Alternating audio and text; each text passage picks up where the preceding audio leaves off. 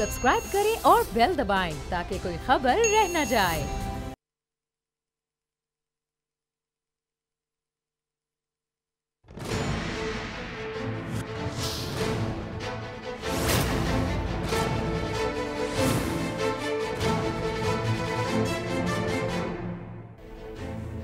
अस्सलाम वालेकुम, मैं नूरुल आरफीन सिद्दीकी और आप देख रहे हैं मेरी जंग। घर से चला था तो कोई वादा किया था, किसी से वफ़ा करना था, लेकिन मेरा बटन जुज़वी तौर पर जिस एक शख्सियत के पास कभी कभी आ जाया करता है, उसने मुझे कायल कर लिया कि ऐसी कोई हरकत ना की जाए। इसलिए बहरहाल जुज़वी तौर पर अपना वादा वफ़ा करते हुए ये बता दूं कि वो लोग जो मेरी एक प्रेडिक्शन के गलत होने पर तबर्रा कर रहे हैं, बगले बजा रहे हैं, उन्हें याद होना चाहिए कि मैंने कहा था कि इमरान सरकार जरदारी की मूंछ का बाल नहीं तोड़ पाएगी। वैसा ही हुआ। उन्हें याद होना चाहिए, उन्हें भूलना नहीं चाहिए, मैंने कहा था कि नवाज शरीफ इसी मुल्क से जाएगा और आप उसको रोक नहीं पाएंगे। ऐसा ही हुआ। गिरते हैं शहसवार ही मैदान जंग में, वो तिफल क्या गिरे जो घुटनों के बल चले। उम्मीद है तशफ़ी हुई होगी, हालांकि मैं जानता हूँ आप उन लोगों में से नहीं हैं जिससे मैं मुखातिब हूँ, वो अच्छी तरह जानता है मैं किसके बारे में बात कर रहा हूँ। बहरहाल एक और इंटरव्यू हुआ है, अल्हम्दुलिल्लाह सुम्मा अल्हम्दुलिल्लाह, एक और नादिर शाही इंटरव्यू हुआ है, कुछ मज़ीद खाने कमाने का मौका हम लोगों को मिला है। फरमाया है कि 2021 तरक्की का साल होगा। हुजूर, इस पे एक शेर है कि तुम तो गम दे के भूल जाते हो, मुझको एहसान का पास रहता है। आपने पिछली दफ़ा कहा था कि ये नौकरियों का साल होगा 2020। अल्लाह जानता है मुँह चढ़े वज़ीरों के अलावा और उन लोगों के अलावा जो कभी कभी आपसे, आप समझ रहे होंगे किस किस हवाले से राब्ते में रहा करते थे, उनको बैरून मुल्क से बुला करके और जो ओहदा और मनसब अता किए गए, उसके अलावा किसी को नौकरी नहीं मिली। लेकिन फिर भी आप कह रहे हैं तो मानना तो पड़ेगा। आप फरमाते हैं कि 5 बरस बाद हमारी कारकर्दगी को जांच लिया जाए। बस ये सोचकर धड़म तख्ता हो गया कि 2.5 साल में मेरी सरकार ने ये हाल कर दिया। 5 बरस बाद तो मेहदी हसन की वही नज़र आएगी कि अब के हम बिछड़े तो शायद कभी ख्वाबों में मिले। फिर दूर शायद कोई मुअर्रिख बताएगा कि देखो वो एक मुमलिकत हुआ करती थी कि जिसे लोग एटमी रियासत पाकिस्तान कहा करते थे। अल्लाह से बेहतरी की उम्मीद है। मज़ीद फरमाया है कि फ़ौज और चीफ का दिफा मेरा फ़र्ज़ है। कन्फ्यूज़ ही आ गया हूँ, अजीब सी बात है। फ़ौज और चीफ का दिफा आपका फ़र्ज़ कैसे हो गया? फ़ौज हमारी मुहाफ़िज़ है, हमें तो ये गुमान है, और अल्लाह का शुक्र है सुम्मा अल्हम्दुलिल्लाह, हर बार हमारा ये गुमान यकीन में बदलता है। फ़ौज सरहदों की मुहाफ़िज़ है, मुल्क की नज़रियाती जोग्राफियाई सरहदों की मुहाफ़िज़ है, और हर बार वो अपना काम कर गुजरती है। चाहे फिर कोई आसिफ अली जरदारी उसका क्रेडिट ले कि मैंने स्वात में झंडा लहराया, लेकिन जब एटाबाद ऑपरेशन की बात आती है तो फिर सब की ज़ुबानों पर कुफ्र पड़ जाता है। फ़ौज तो अपना काम कर रही है, मेरा ख्याल है।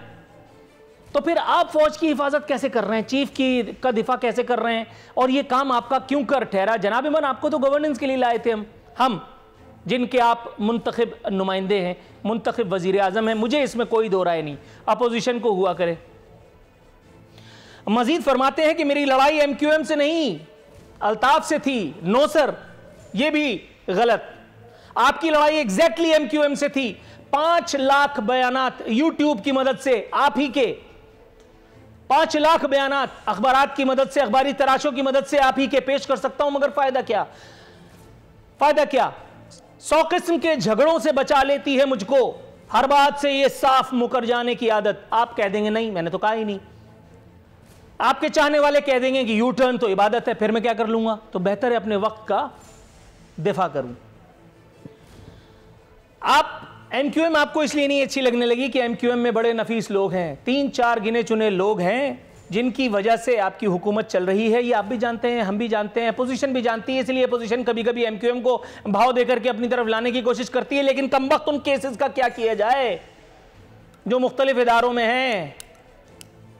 इदारों पे अपोजिशन का जोर तो चलता नहीं, उसके लिए तो बहर कैफ हुकूमत नाम की ही चिड़िया काम आती है। साफी बरादरी पर हुकूमती साख मुतासिर करने का खूबसूरत इल्जाम लगाया। आई लव यू सर, इस काम के लिए तो आपके अनमोल रतन काफी हैं, और उसके बाद आपके इंटरव्यूज, वो इंटरव्यूज जिसमें सवाल कुछ होता है और जवाब कुछ।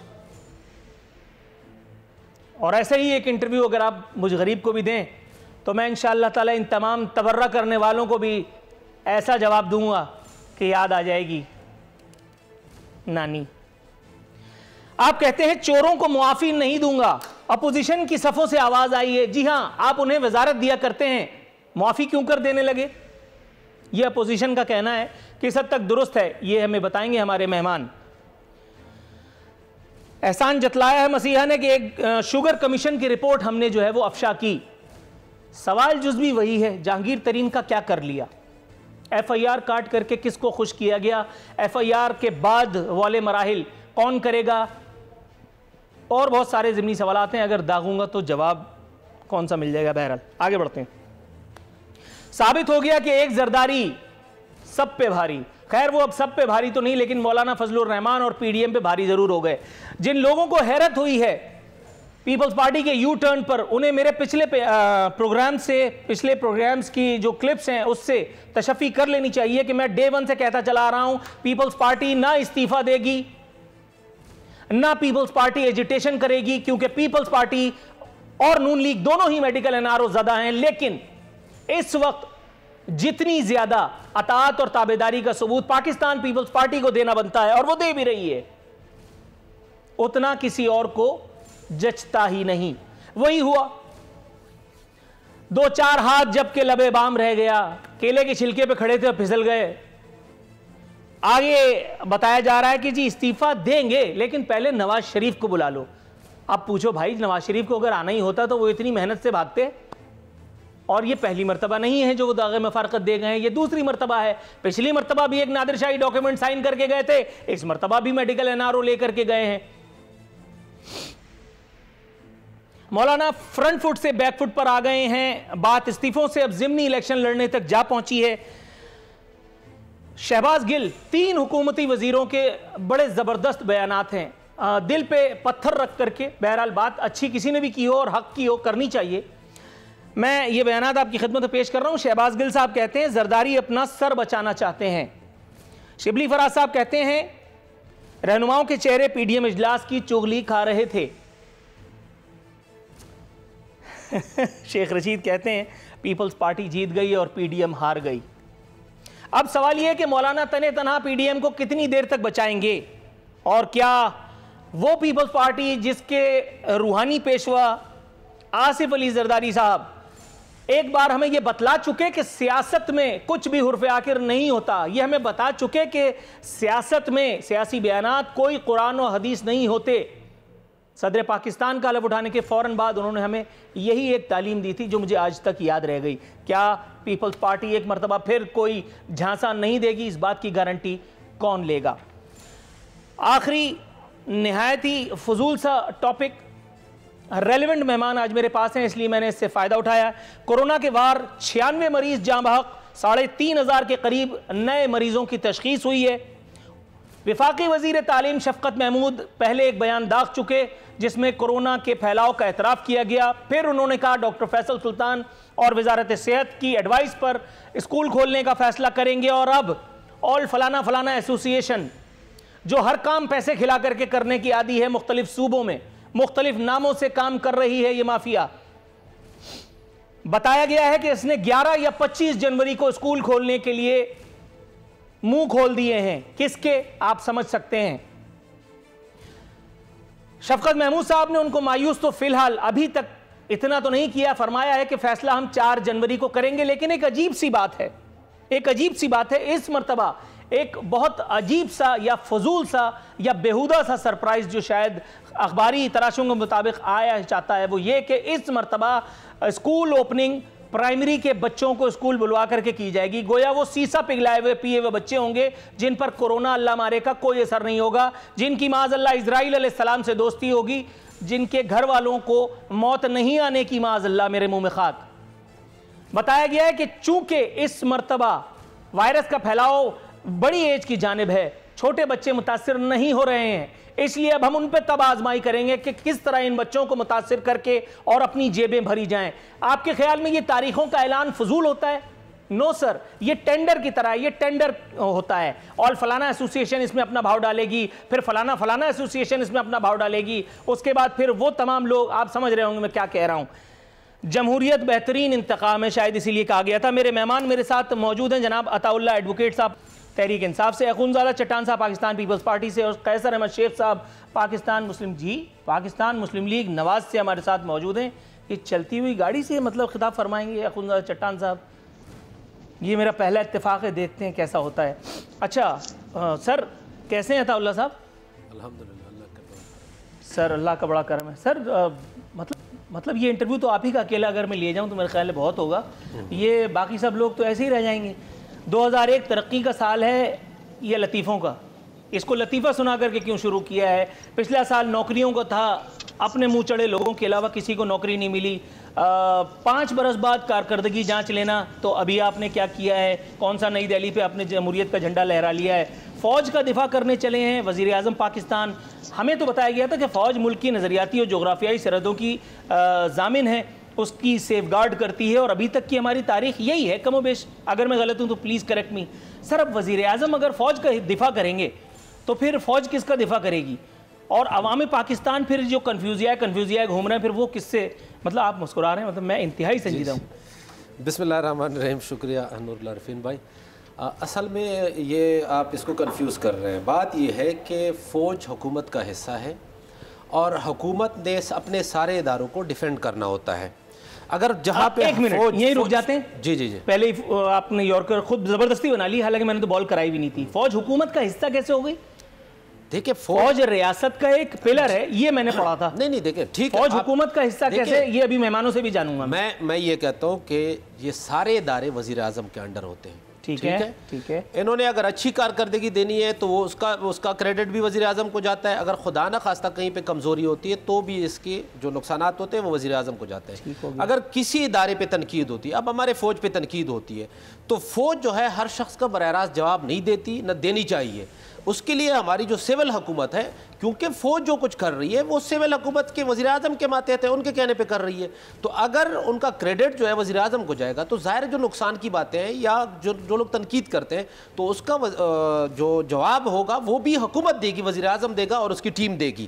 تو یعنی یہ جو وزیر اعظم صاحب نے کہا ہے بالکل 100%، اس میں تو کوئی دو رائے ہو ہی نہیں سکتی کہ کوئی آپ کی فوج پہ تنقید کرتا ہے تو ظاہر ہے ہم نے یہ ڈیفینڈ کرنا ہے نا، کوئی اور تو نہیں آئے گا، ہماری فوج ہے، ہمارے ملک کی فوج ہے، کہیں اور کی فوج نہیں ہے۔ فوج پہ چلے گئے۔ اچھا دوسرے نمبر پہ آپ نے نوکریوں کی بات کی، آپ نے دوسری چیزوں کی ترقی کی بات کی۔ دیکھیں میں سمجھتا ہوں کہ جس حال میں ہمیں ملک ملا تھا اس میں ہم جس طرح اس کو لے کے جا رہے ہیں، میرے خیال سے وزیر اعظم کو آپ کریڈٹ دیں۔ پوری دنیا میں صرف ایک مثال دیتا ہوں، آپ نے کرونا کی بھی بات کی، یہ جو وبا آئی پوری دنیا نے اس کو کیسے ڈیل کیا اور پرائم منسٹر آف پاکستان اور پاکستان کی حکومت نے کیسے ڈیل کیا۔ دوسری بات میں نوکریاں کا ایک نوکری کی بات بتا رہا ہوں، ایک میں مثال دوں گا، ایک آپ یہ دیکھیں کہ آپ کی برآمدات میں کتنے پرسنٹ 18% اضافہ ہوا ہے، آپ کا سٹاک ایکسچینج جو ہے وہ 44,000 پہ جا کے بند ہوا ہے سال کے اینڈ میں۔ صرف اور صرف فیصل آباد کے جو پاور لومز چلے ہیں 13 لاکھ نوکریاں اس سے ملی ہے، اور ابھی جو 30,000 اور نوکریاں، جی سر میں گر جاؤں گا کرسی سے۔ بالکل 22 لاکھ کا عارف الوی اعتراف کر چکے بے روزگار ہوئے، 2.5 سال میں بڑی محنت سے ان کو بے روزگار کیا ہے۔ 13 لاکھ، ایک منٹ سر، یہاں تو کھیل آگے بڑھے گا ہی سر۔ 13 لاکھ، نا آئی لو یو سر، 13 لاکھ نوکریاں، میں کہہ رہا ہوں 1350 نوکریاں اگر مل گئی ہوتی اس دور حکومت میں تو باقاعدہ پریس کانفرنس کر کے لگی کا ناچ نچا دیا ہوتا۔ 13 لاکھ نوکریاں، اتنی خاموشی۔ فیصل آباد میں پرائم منسٹر نے ایک وزٹ کیا تھا، آپ کو یاد ہوگا، وہاں کے صنعت کاروں نے کیسے ویلکم کیا، وہاں لوگ مزدور کتنا خوشحال ہے، مزدوروں کی وہاں پہ کمی ہے۔ ابھی بھی 30,000 کے قریب یہ پاور لومز بند پڑے ہوئے ہیں، اگر وہ سٹارٹ ہو جاتے ہیں تو اس سے آپ کی یعنی بہت ساری جو ہے وہ وہاں پہ جاب کریٹ ہوگی۔ اس کے علاوہ لیکن 13 لاکھ یہ کسی نے غلط مذاق کیا ہوگا، پڑھیے دوبارہ پڑھیے۔ میں آپ کو کہہ رہا ہوں نا 13 لاکھ وہاں پہ جو صنعتیں چل پڑی ہیں اس سے بہت سارے لوگوں کو نوکریاں ملی اور بہت سارے لوگ بے روزگار تھے۔ آخری بات کرنے جا رہا ہوں، دیکھیں ایم کیو ایم والی بات کر لیے جلدی سے، پھر میں آگے اس لیے ترقی کا ایم کیو ایم، دیکھیں ایم کیو ایم کے بارے میں آپ کو ایک بات بتاؤں، ایم کیو ایم کے بارے میں مجھے مت بتائیے گا، ایم کیو ایم پہ تو میں کتاب لکھ رہا ہوں۔ پرائم منسٹر نے سب سے پہلے الطاف حسین کو کس نے للکارا تھا؟ وزیر اعظم عمران خان نے للکارا نہیں، تھا. وزیر اعظم نہیں تھے اس میں. وزیر اعظم نہیں، ابھی کی وزیر اعظم. میں نے کہہ رہا ہوں کہ ہمارے چیئرمین تھے اس وقت، لیکن انہوں نے للکارا تھا.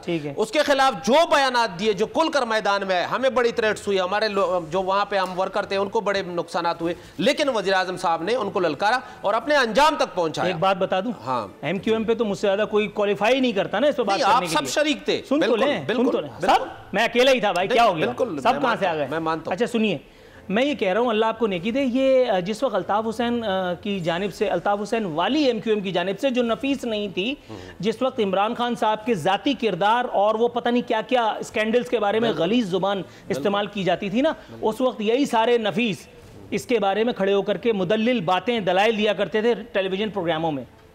آپ یہ کہہ رہے ہیں کہ میری لڑائی ایم کیو ایم سے نہیں تھی، الطاف سے تھی. الطاف اور ایم کیو ایم جدا جدا تو ہے نہیں. یہ تو ضرورت ایجاد کی ماں ہے، اور یہ قوم آپ سمجھ رہے ہیں، میں کچھ کہہ نہیں سکتا آن ایئر ہوں. اس قوم نے اپنی ایڈجسٹمنٹ کے تحت بہت ساری کام کیے ہوئے ہیں، اور وہی کام آپ نے اور خان صاحب نے بھی کر لیا انفارچونیٹلی. ورنہ ایم کیو ایم وہی ہے سر، ورنہ حیدر عباس رضوی کو وزیر اعظم کے سامنے بٹھا کر کے این آر او نہیں دلوایا گیا ہوتا. حیدر عباس رضوی پر کیسز تھے، وہ کیسز راتوں رات کہاں چلے گئے؟ عادل صدیقی آئے تھے، ان کو کس نے؟ آپ سمجھ رہے ہوں گے. آپ صرف ہنس سکتے ہیں، اس پہ جواب مت دیجیے گا، خدا کی قسم میں پورا پروگرام کھیل دوں گا. جواب دیتا ہوں. جی دیکھیں، بہت ساری چیزیں ایسے ہیں جو آپ بھی جانتے ہیں، میں کراچی والا ہوں، میں بھی جانتا ہوں، لیکن ہم کہہ نہیں سکتے، اس میں کوئی دو رائے نہیں. ڈن ہو گیا. آخری بات میں صرف یہ کہہ رہا ہوں کہ جو لوگ الطاف حسین کے ساتھ تھے، اگر کچھ لوگ رائے راست پہ آ گئے ہیں تو ہمیں ان کو موقع دینا چاہیے، ہمیں ان کو موقع دینا چاہیے. طارق جمیل صاحب کے ہاتھ پہ بیعت کی ان لوگوں نے. نہیں دیکھیں، اگر کوئی شخص سر تھوڑا سا توقف کیجیے گا، میں چلتی گاڑی میں سے انٹرویو کا پہلا ایڈونچر کیے لیتا ہوں. اخونزادہ چٹان صاحب السلام علیکم. وعلیکم السلام. ارے واہ، آواز بھی ٹھیک آ رہی ہے، مست ہو گیا ہے تو. اچھا سر، میں یہ کہہ رہا تھا کہ یہ صحافیوں پر حکومتی ساکھ کو متاثر کرنے کا جو تکلف اٹھایا ہے میرے مسیحا نے، سر کچھ لوگوں کا یہ کہنا ہے کہ اس کام کے لیے تو حکومتی اقدامات اور ہمارے انمول رتن جو وزیر ہیں، جو کوئی بے روزگار تھا، کوئی پاکستان سے باہر تھا، ان کو بلا بلا کر کے نوکریاں دی گئی ہیں. اس کام کے لیے تو اپنے اقدامات کافی ہیں. یہ بیچارے صحافی کیا کر رہے ہیں؟ بہت سے صحافی تو بیچارے فل ٹاس انٹرویو کر کر کے تھک گئے.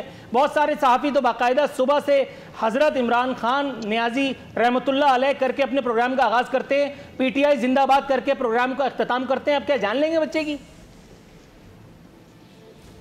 بسم اللہ الرحمن الرحیم. نور اللہ رپین صاحب، میں نے دنیا میں بہت زیادہ محسن کش لوگ دیکھے، لیکن عمران سے زیادہ احسان فراموش بندہ میں نے دنیا میں دیکھا ہے، نہ میں اس کو کبھی دیکھ لوں گا.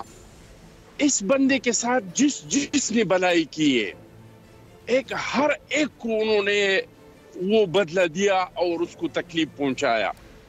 چاہے جہانگیر تریز نے جہاز دیا ہے، چاہے میڈیا نے کندھوں پہ سوار کر کے وزیر اعظم کے کرسی تک پہنچایا ہے. ابھی تک میڈیا نے اس کا جتنا ساتھ دیا ہے، میں نہیں سمجھتا ہوں کہ ابھی تک یا مجبور ہے. میڈیا کی مجبوری بھی اپنی جگہ، ہمیں پتہ ہے کہ میڈیا کو پہ پریشر بھی بہت زیادہ ہے، لیکن میڈیا نے خود سے بھی ان کا بہت بڑا ساتھ دیا ہے. اور یہ محسن کش انسان ہے، اس کا جس نے ساتھ دیا ہے، اس کے ساتھ انہوں نے وہ حشر کیا کہ آئندہ کے لیے ان کے نسلی بھی یاد رکھیں گے. چاہے وہ پارٹی میں اس کا کوئی کسی نے ساتھ دیا ہے، میڈیا نے ساتھ دیا ہے، جس نے ساتھ دیا ہے. یہ جو ہمارے اوورسیز پاکستانی بیچارے تھے، وہ وہاں سے 6 لاکھ کا ٹکٹ لے کے اور ایئرپورٹ پہ کھڑے ہو جاتے تھے سیلفی نکال کے کہ یہ میں نے 6 لاکھ اور 3 لاکھ کا ریٹرن ٹکٹ لیا ہے اور میں تبدیلی کو ووٹ دینے آیا ہوں. یہ کرونا میں ان لوگوں کا جو حشر کیا پاکستانی ایمبیسیز نے، یہ نیازی کی سلیکٹڈ حکومت نے، اور پھر جو واپس جا رہے تھے، آپ یقین مانیں نور اللہ رپین صاحب کے 45 ہزار کا ٹکٹ 2 لاکھ 3 لاکھ پہ بکا ہے. تو یوتھ نے اس کا ساتھ دیا تھا. یوتھ کو جس طرح بے روزگار کیا اور جو حشر یوتھ کا کیا، تو یہ محسن کش انسان ہے. اس کے ساتھ جس نے جو بھی بلائی کی ہے، اس کے ساتھ انہوں نے تھوڑا سا توقف کی استدعا ہے. میں پروگرام میں شریک گفتگو کرنا چاہتا ہوں قیصر مشیخ صاحب کو. قیصر مشیخ صاحب سر خوش آمدید. آپ کو میری آواز سنائی دے رہی ہے؟ جی آواز آ رہی ہے مجھے۔ قیصر میں شیخ صاحب، آج ایک اخبار میں نے خبر پڑھی کہ چنیوٹ سے تعلق رکھنے والے قیصر شیخ نے استعفیٰ دینے سے انکار کرتے ہوئے فرمایا کہ ووٹر کو عزت ملنی چاہیے، ووٹ کی تو خیر ہے۔ پہلے آپ اس بات کی تردید یا تائید مختصر الفاظ میں فرمائیے، پھر ضمنی سوال میں داغے دیتا ہوں۔ میں اس کے بعد کی کیٹاگوریکلی تردید کرتا ہوں۔ میں نے چنیوٹ میں 30 تاریخ کو اپنے سارے ووٹرز کو انوائٹ کیا تھا، میں نے پینافلیکس لگائے تھے پورے شہر میں اور کہا تھا کہ میں آپ سے مشورہ کرنا چاہتا ہوں کیونکہ ووٹ کو عزت دو، ہماری پارٹی کا ہے، اور میں اصل ووٹر جس نے مجھے ووٹ دیے ہیں، جو مجھے ہمیشہ ووٹ دیتے ہیں، تو میں ان کے مشورے کے ساتھ استعفیٰ دینا چاہتا ہوں۔ استعفیٰ تو پارٹی کا کیونکہ فیصلہ تھا، لیکن یہ فیصلہ ایسا ہوا کہ جو سب کو بیچ میں شامل نہیں کیا گیا، اس میں میرا اختلاف اپنی جگہ پہ ہے کہ فیصلہ کرتے وقت پارٹی کو چاہیے تھا کہ سب کو عزت دے، لیکن یہ میں نے اپنا استعفیٰ دے دیا 31 مارچ کو، 31 دسمبر کو، 30 دسمبر کو میں چنیوٹ میں لوگوں سے بلا کے مشورہ کیا۔ گاٹ یور پوائنٹ سر، اب میرا سوال داغنے کا وقت ہوا جاتا ہے۔ دادا ہی نہیں ہے۔ احسن اقبال صاحب، ان کا بیان میرے سامنے ہے، فرماتے ہیں عمران خان کے پیچھے اسرائیلی اور بھارتی لابی کی فنڈنگ کے ثبوت ہیں۔ سر اول تو یہ بات ابھی تک جو ہے وہ تصفیہ طلب ہے کہ ایسا ہے یا نہیں ہے، لیکن فی الوقت تو اس کو ہم الزام ہی گردانیں گے۔ لیکن آگے جو انہوں نے کہا ہے وہ بات تھوڑی سی سمجھ میں آ رہی ہے کہ تحریک انصاف اور عمران خان 6 سال سے فورن فنڈنگ کیس میں NRO لے کر سیاست کر رہے ہیں۔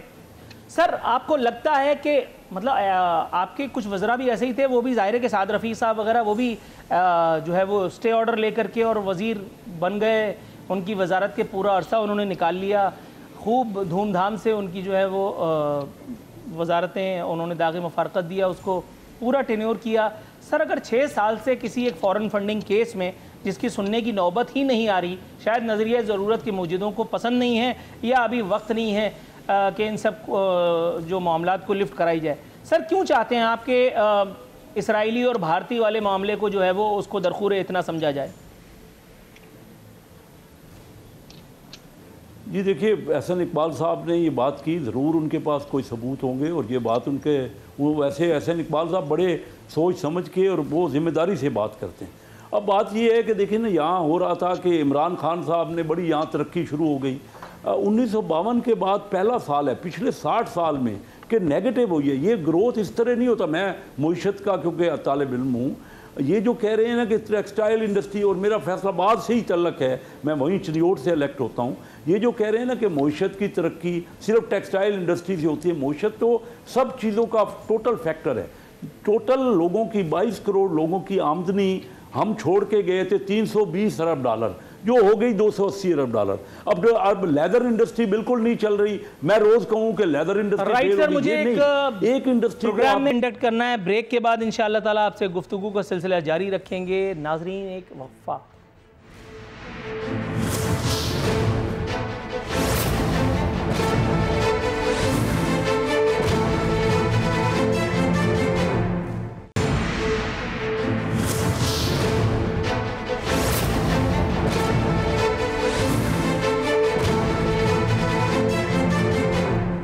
ویلکم بیک ناظرین، بدستور ہمارے مہمان ہمارے ساتھ موجود ہیں۔ چٹان صاحب، سر زرداری صاحب نے مولانا فضل الرحمان اور پی ڈی ایم کو جس گڑھے کے قریب پہنچا دیا ہے، آپ کے خیال میں کتنی محنت، کتنا وقت اور درکار ہوگا اس گڑھے میں گرنے کے لیے، اس ایک سیاسی اتحاد کو اس ایک حقیقت سے برطرف قطع نظر کہ آصف علی زرداری صاحب یا پیپلز پارٹی نے جو کچھ کیا اس کا امکان تھا، اس کے شواہد موجود تھے۔ پاکستان پیپلز پارٹی اپنا جس کو کہتے ہیں کہ پیپلز پارٹی کا سندھ کا اقتدار قربان کر کے اور ایک آئیڈیلزم کا شکار ہو کر کے کوئی سٹیپ لے لے، یہ ناممکنات میں سے ایک تھا، جو کہ ظاہر ہے کہ بلاول صاحب نے ثابت بھی کیا۔ کیا فرمائیں گے سر؟ دیکھیے جی، آپ نے انٹرو میں بھی اس پہ بہت لمبا بحث کیا، تو نور العارفین صاحب اگر ایک بار ہمارا جو اعلامیہ ہے، جو آل پارٹی کانفرنس ہے اور اس کا جو اعلامیہ جاری ہوا ہے، اس کو آپ نکال کے پڑھے تو آپ کا بھی اور آپ کی سننے والوں کا جو کنفیوژن ہے وہ دور ہو جائے گا۔ اس اعلامیہ میں آخر میں، بلکہ آخر سے بھی آخر میں یہ لکھا ہے، 7 نمبر پہ یہ لکھا ہے کہ ہم عدم اعتماد भी लाएंगे और मुनासिब टाइम पे हम मुश्तरका तौर पे असम्बलियों से इस्तीफाई भी देंगे। इसमें ये नहीं लिखा है कि हम ज़िमनी इलेक्शन में हिस्सा नहीं लेंगे, इसमें ये नहीं लिखा है कि हम सेनेट के इलेक्शन में हिस्सा नहीं लेंगे। और पाकिस्तान पीपल्स पार्टी ने अपने सेंट्रल एग्जीक्यूटिव कमेटी का मीटिंग बुला के हमने अपने कानूनी, हमारा जो लीगल टीम है, इसमें एतजाज़ हसन साहब है, इसमें रज़ा रब्बानी साहब है, इसमें नय्यर बुखारी साहब है, इसमें ये कोसा साहब है। हमारा लीग, हमने इसका हर सियासी और कानूनी पहलुओं से जायजा लिया, तमाम जो हमारा एजेंडा है। फिर हमने अपना मुशावरत लाके और हमने पीडीएम के सामने रख दिया और मीटिंग के बाद बिलावल साहब ने प्रेस कॉन्फ्रेंस किया और चेयरमैन साहब ने कहा कि पीडीएम का जो भी फैसला होगा, वो कहेंगे कि इस्तीफा देंगे तो हम इस्तीफा देंगे, वो कहे कि हम अपना ये जो ज़िमनी इलेक्शन है नहीं लड़ेंगे तो हम ज़िमनी इलेक्शन नहीं लड़ेंगे। अगर पीडीएम का फैसला ये हो कि हम सेनेट का इलेक्शन नहीं लड़ेंगे तो हम नहीं लड़ेंगे। हमारी सेंट्रल एग्जीक्यूटिव कमेटी के जो सिफारिशात थे वो हमने पीडीएम के सामने रख दिए और पीडीएम ने जो काबिल कबूल थे उसको कबूल किया और हमारे तमाम इस्तीफाए चेयरमैन बिलावल भुट्टो के पास है और जब भी इस्तीफा आने का मौका आएगा तो नूरुल आरिफीन साहब ये रिकॉर्ड करे, ये आज का प्रोग्राम ये यूट्यूब पे होता है। मैं आपको लिख के देता हूँ कि पाकिस्तान पीपल्स पार्टी के इस्तीफाओं में कौमी असम्बली से और सूबाई असम्बली से एक इस्तीफा भी कम नहीं होगा। Right sir, right sir, categoric answer, categoric answer. थोड़ा सा तवक्कुफ की इस्तदा जी।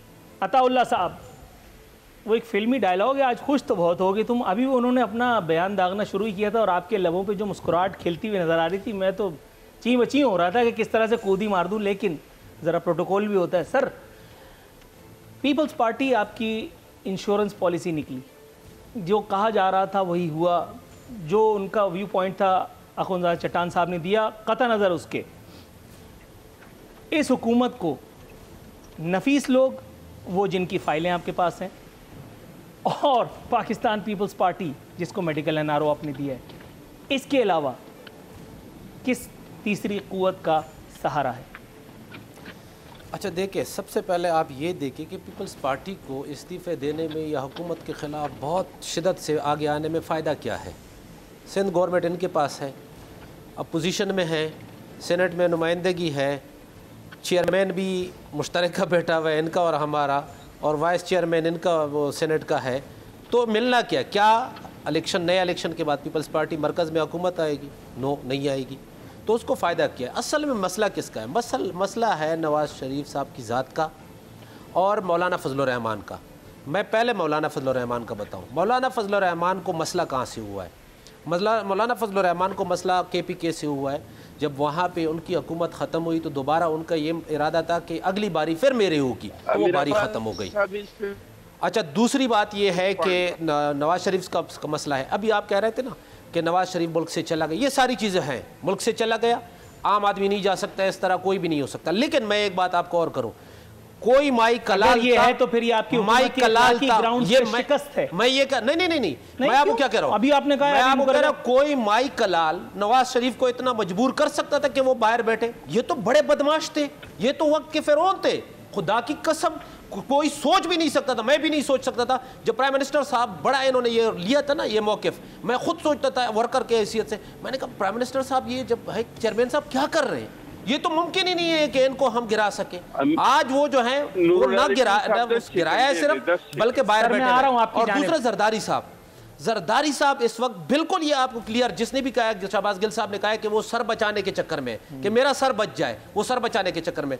मैं आज भी आपको कहता हूं, पीपल्स पार्टी ने कोई इस्तीफे नहीं देने, कुछ भी नहीं करना है। अगर देने हैं ना, मैं मुख्तसर सा चट्टान साहब को बता देता हूं, 1 महीने बाद आप कहते हैं प्राइम मिनिस्टर साहब इस्तीफा देंगे 31 जनवरी को, नहीं देंगे। आपने इस्तीफे करने हैं, आपने सेनेट भाई आज दे इस्तीफे, आ जाए चले। सर 1 महीने में आप क्या तीर मार लेंगे? अखुंज़ादा चट्टान साहब आपने 10 सेकंड मांगे, जल्दी से बताइए। میں 10 سیکنڈ مانگا ہے. میں اپنے بھائی کو کہتا ہوں کہ تم یہ غلط فہمی دور کرو جو آپ کہہ رہے وزیر اعظم صاحب, ہمارا وزیر اعظم صاحب, آپ کا وزیر اعظم صاحب کا اتنا اختیار نہیں ہے کہ وہ درانی صاحب کو جیل میں ملاقات سے رکتے. سارا دن آپ بھی تھے اور میں بھی تھے کہ انہوں نے جتنا زور لگایا تھا نہیں کر سکے. ہمارا احتجاج حکومت کے خاتمے کے لیے نہیں ہے, آئین کی بالادستی کے لیے, قانون کے لیے ہے, حفاظت کے لیے ہے, اور اس کے لیے اس پارٹی سے قومی سے اگر ہمارے ہوئی.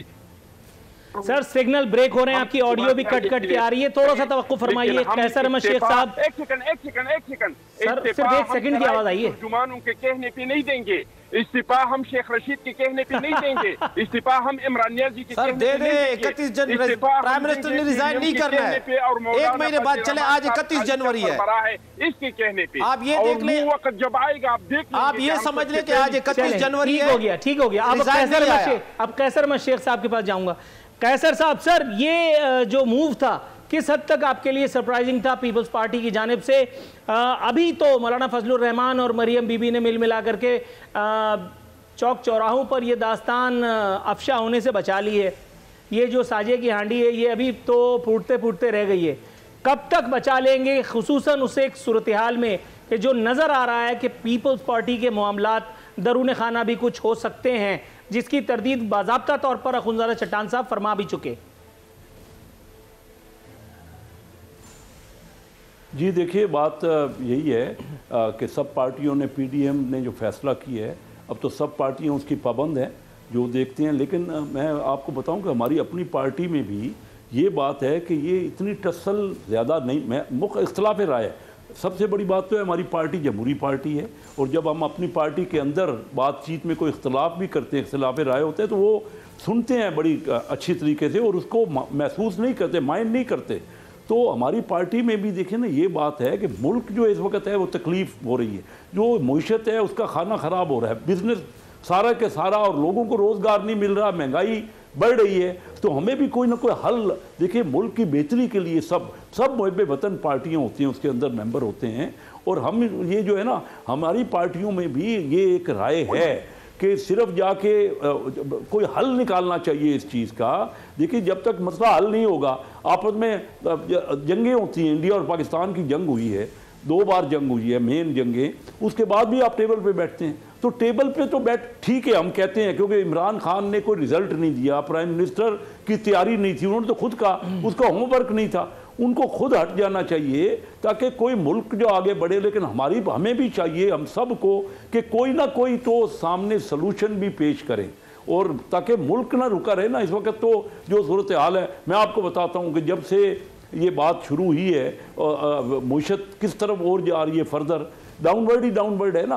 اور سر آپ اس نظریے کو, اس ایک فلسفی کو بائی کرتے ہیں عطا اللہ ایڈوکیٹ صاحب کی کہ 13 لاکھ لوگوں کو روزگار ملا ہے. وہ 11 ارب ڈالر تھا, وہ 10 ارب ڈالر رہ گیا ہے. عام آدمی کو نقصان وہی ہے.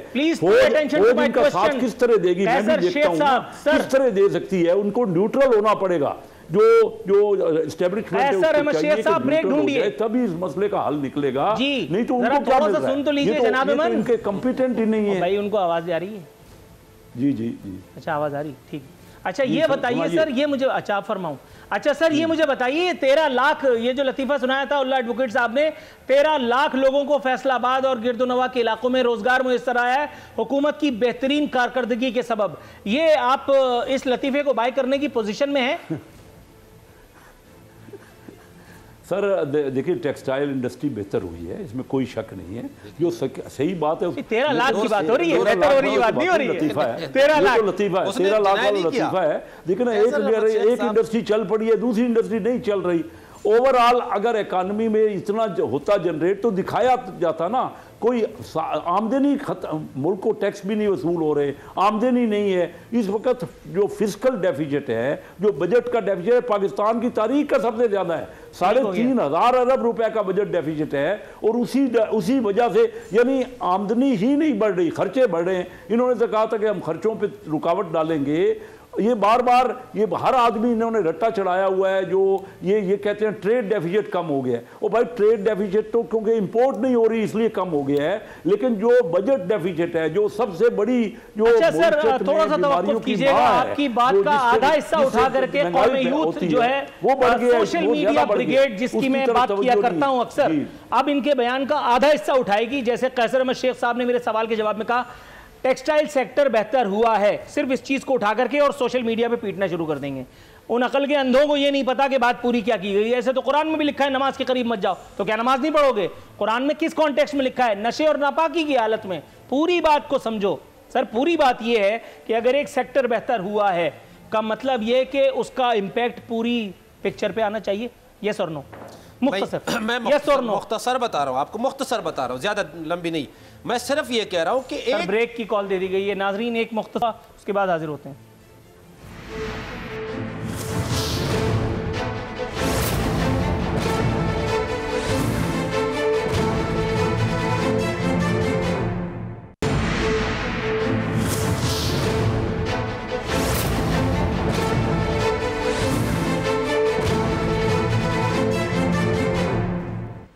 ویلکم بیک ناظرین, اختتامی لمحات شو کے آن پہنچے ہیں. ٹویٹر پہ نور العارفین صدیقی کے خلاف قوم یوتھ کی جہاد کا سلسلہ تیز ہوا.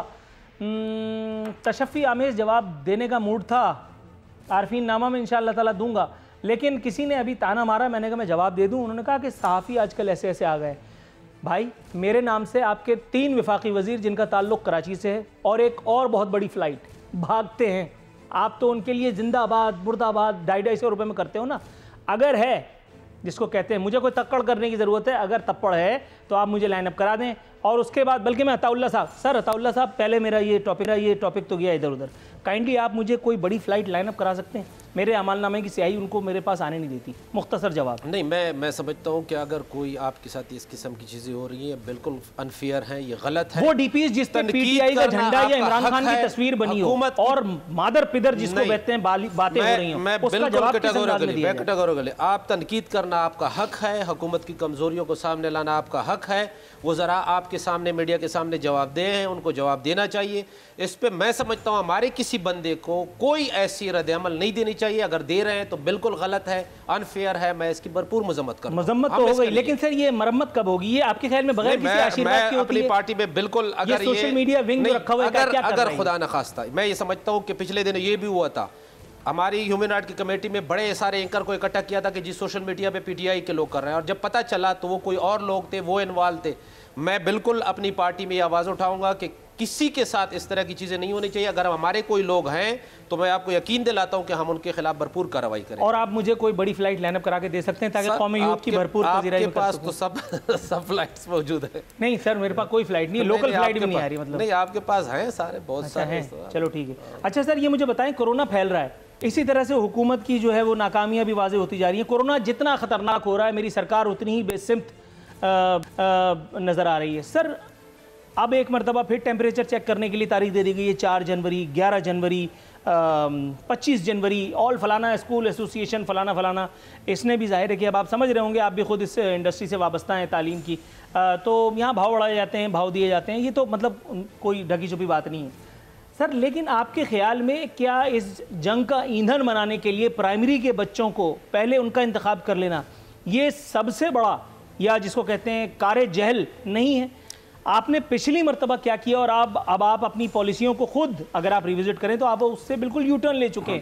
معصوم چھوٹے چھوٹے بچے جو اپنا دفاع نہیں کر سکتے, اپنی ضروریات کو پورا نہیں کر سکتے, ٹیچر کے منتظر ہوتے ہیں, ٹیچر کے محتاج ہوتے ہیں, ماسی آیا کے منتظر ہوتے ہیں, ان کو آپ کورونا کی اس خطرناک ہوتی جنگ میں, اور آپ اسکول بلائیں گے, پہلے مڈل والے نہیں تھے, اس سے آگے کلاسز والے نہیں تھے, یہ کون سی حماقت ہے؟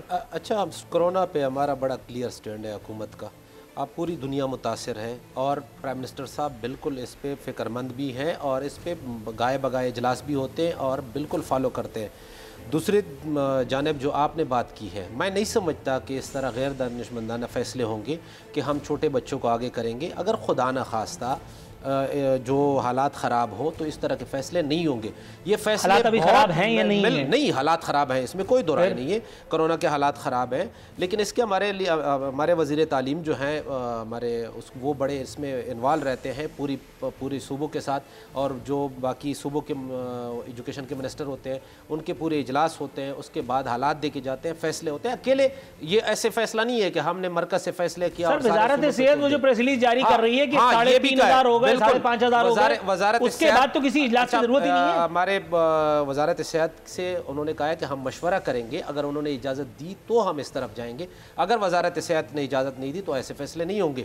اور خدا نہ خواستہ میں بالکل کلیئر آپ کو بتا دوں کہ ہماری حکومت جو ہے وہ اس مسئلے پہ بہت پریشان رہتی ہے کہ خدا نہ خواستہ جو باہر ملکوں میں جو یو کے جو ہے برطانیہ یا امریکہ وہ ان کو کنٹرول نہیں کر سکا، اور ہم جیسے ترقی پذیر ممالک میں اگر یہ اتنا پھیل جاتا ہے تو ہم کیا کریں گے؟ تو ہم اس کو افورڈ نہیں کر سکتے. ہم انشاءاللہ اس کو صحیح طریقے سے پریس ریلیز کا سہارا لیں گے. جی خونزاد چٹان صاحب، آپ مجھے سن سکتے ہیں؟ بالکل آپ کو کلیئر سن رہا ہوں. اچھا سر، یہ مجھے بتائیے گا، کورونا کے حوالے سے ہم محو گفتگو ہیں. سر پچھلی مرتبہ کورونا ہوا تھا تو لاک ڈاؤن، ٹاک ڈاؤن اور پتہ نہیں کون کون سی چیزوں سے ہم نے اس کی توازو کی تھی. اسکول بند کیے تھے، اسکول ایک مرتبہ پھر بند ہوئے ہیں، اور اب عنقریب یہ اندیا دیا گیا ہے، یا یوں کہہ لیجئے کہ ٹیمپریچر چیک کیا گیا ہے. سر کورونا وزیر اعلیٰ کو ہو چکا، اسد عمر کو ہو چکا، چیئرمین NDMA کو ہو چکا، بڑی سے بڑی فلائٹ کو ہو چکا. اس کا مطلب ہے کہ کورونا تو ہے. ایک مرتبہ پھر یہ اسکول، اگر آپ کو یاد ہے جی آپ کو ہوا تھا، اور میں نے آپ سے پوچھا تھا کہ اب آپ کو چاکلیٹ کا مزہ مل رہا ہے یا نہیں. تو سر ایک خطرناک ہوتے ہوئے کورونا میں میرے اپنے خاندان میں، اللہ معاف کرے، اللہ اپنی امان میں رکھے، کچھ اموات ہوئی ہیں، کچھ لوگ مزید ڈائیگنوز ہوئے ہیں کورونا پیشنٹس. سر یہ مجھے بتائیے گا، اس ایک وقت میں اسکول کھول کر کے اپنے بچوں کو کسی ایڈونچر کی نظر کرنا کیا حماقت نہیں ہوگی؟ صوبائی سطح پر بتائیے گا.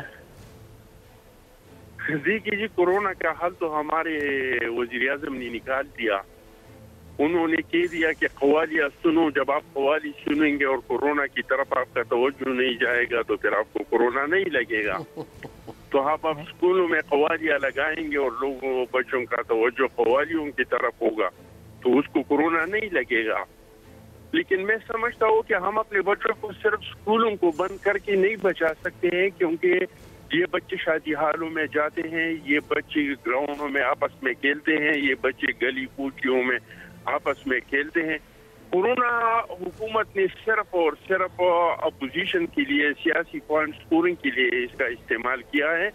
باقاعدگی سے کورونا کے لیے اس حکومت نے کچھ نہیں کیا ہے. مطلب آپ کے خیال میں کورونا اتنا خطرناک نہیں ہے، ہم بچوں کو بھیج دیں، آپ یہ کہہ رہے ہیں اللہ کا نام لے کے؟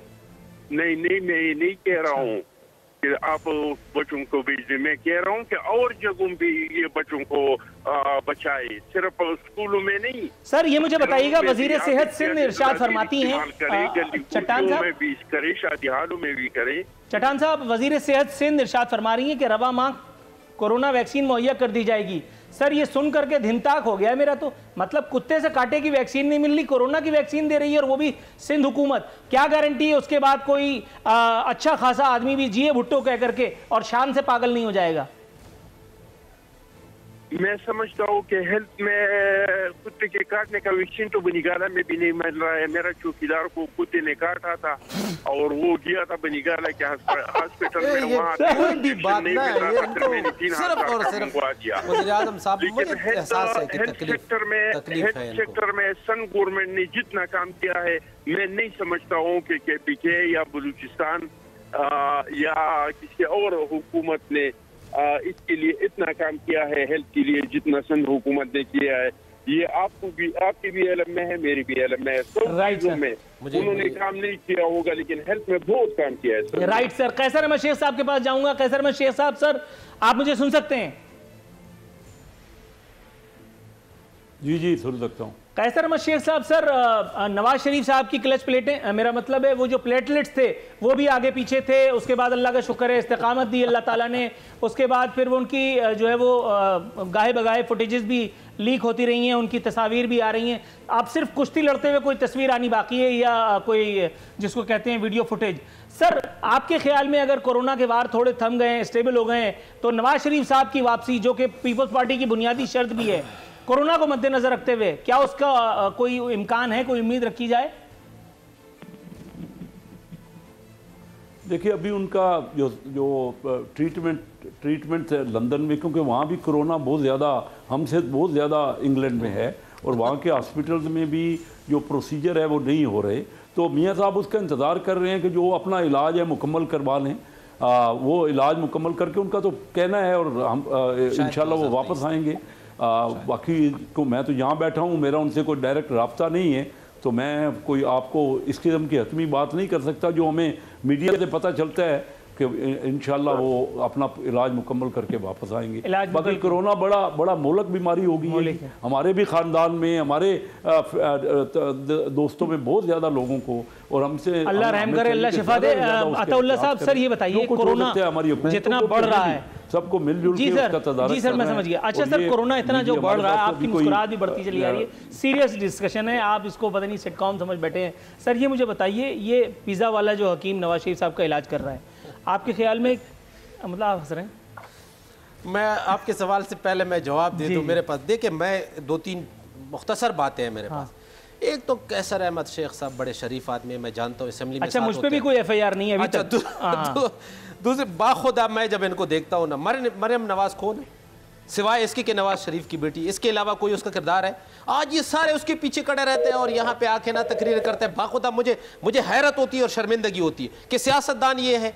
मैं तो ग्राउंड से सियासत कर रहा हूँ, अगर मैं इस तरह खड़ा हूँगा ना, खुदा की कसम मुझे करनी ही नहीं चाहिए। दूसरे और चट्टान साहब अब बिलावल साहब के पीछे खड़े होते हैं। बिलावल साहब को यकीन करे बात करना नहीं आती, उनको चलाना कहीं और की कॉल दे दी गई है। हालांकि फुल टॉप थी बल्ले पे, इससे पहले कि घुमाता मुझे वाइंड अप की कॉल दे दी गई है। कल इंशाअल्लाह बशर्ते ज़िंदगी हाजिर खिदमत होंगे। फी अमानिल्लाह।